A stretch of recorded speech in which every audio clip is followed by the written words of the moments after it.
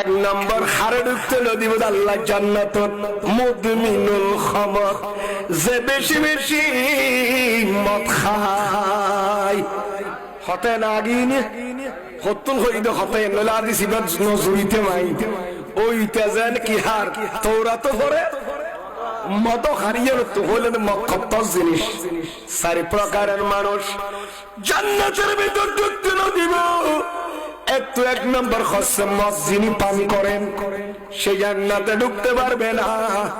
যে নেশা পান করেন তওবা করে ফেলেন ভাইয়েরা, নওজোয়ান ভাইয়েরা।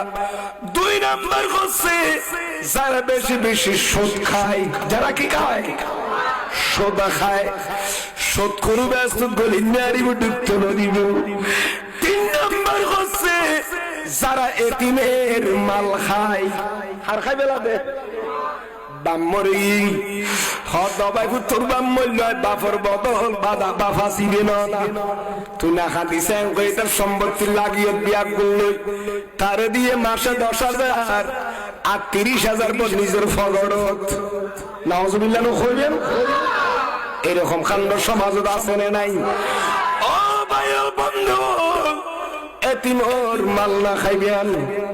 এ তোমার মাল খৈন্য জান্নাত কই ফেতর বিতরিত আল্লাহ হওয়ান গিয়া তিন প্রকার।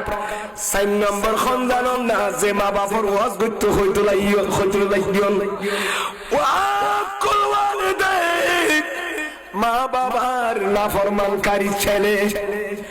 যে বুঝি মা বাবার নাফরমানি করিব তুই আর কি খাবাই কি করবি যে কি দিয়স দে। মা বাবা রদ বলবে গির খাবার বেলাই এ বুড়া মা বাবার খরদ তুই আর কি করবি যে কি দিয়স দে। এন্ডিকা মা বাবার যারা নাফরমানি করিব ফুসি ওগুলোর খুদা জান্নাতের ঢুকতে না দিও, ব্যস্তর স্বাদ গ্রহণ করতে দেবে না।